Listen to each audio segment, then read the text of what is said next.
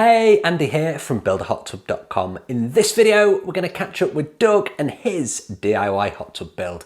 So let's go ahead and take a look.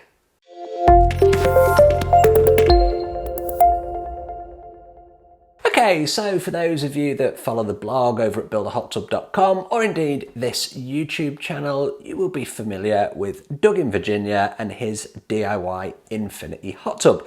And we've been following his progress right from the very early stages of concept. We're going to follow it all the way through to completion and see just how he's getting on along the way. Now, it's almost 2 months to the day since the last update video from Doug's project, and this was exactly where we left it. So Doug had been prepping his control room. He'd got the foundations in for his decking. Obviously, he wasn't going to put the decking down until everything else is complete, and you can check for leaks and that kind of thing. You don't want to be ripping up decking afterwards. So that's why those beams are still exposed there. And he had his patio down as well for his fire pit. So he was making really good progress. Fast forward 2 months and a lot has been going on. Now, before we get onto that, always a great opportunity for me to say, please do subscribe to the channel, hit that notification icon to be notified when my videos go live.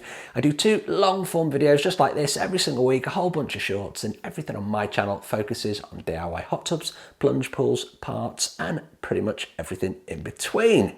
So we left Doug prepping the area for the control room, so it was natural progression that he was going to move on to actually building the structure that was going to cover the kit that's in the control room. Now, on Doug's build, we've got a mixture of swimming pool parts and hot tub parts. Now, swimming pool parts, things like sand filters, swimming pool pumps, they're actually designed to be left out in the open, so you can have an open, uncovered pool pad, and they work perfectly there. Hot tub kit, not so much. You've got to have it covered. You can't leave hot tub pumps or hot tub spa packs out in the open. They've got to be covered and out of the elements. And that's exactly what Doug was doing with building the control room. And you can see the progress of that behind me.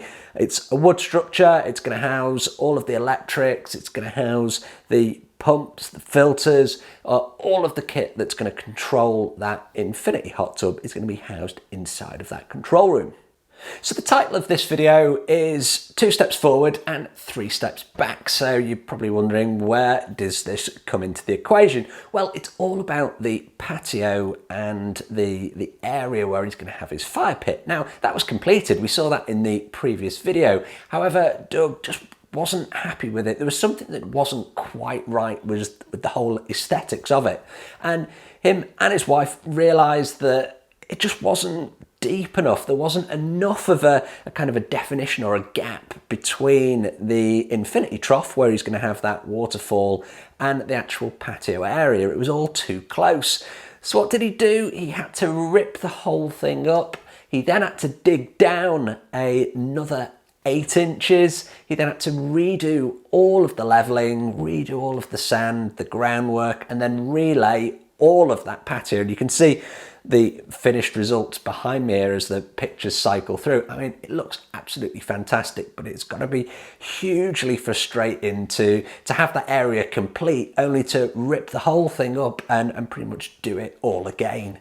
But anyway, that does tend to be life with DIY hot tub building. There's always something that needs to be redone, and for Doug, if it's just the patio, yeah, you're doing pretty well. So with the fire pit area complete, it was then on to the insides of that control room, and you can see again some images that Doug sent me cycling through here. He's got a variable speed pool pump in there that's going to control the infinity edge. He's got a hot tub circulation pump that's going to do the circulation, and filtration is going to be done via the sand filter that we've got in there. Now, we opted for a sand filter because of the physical size of the tub. It's more like a swimming pool in size rather than a hot tub. So instead of constraining ourselves to a hot tub filter, which would have been right on the limits of the capacity, we went for a larger sand filter, and that'll just ensure that we have some great filtration in there and that water will stay nice and clear. So where do we go from here? The next steps are going to be to look at some tiling. It's going to be then on to some landscaping as well. So in the next video, I'm sure I'll be able to recap all of that for you. Doug, thanks ever so much for sending all the photos through. As always, really appreciate it. If I can help you with your DIY hot tub or plunge pool project, please do get in touch. I'm always happy to hear from you. As always, I appreciate the view. Thanks ever so much for watching, and I will see you on the next video. If you've liked this video, please do like, share and subscribe to the channel. I'll see you on the next video.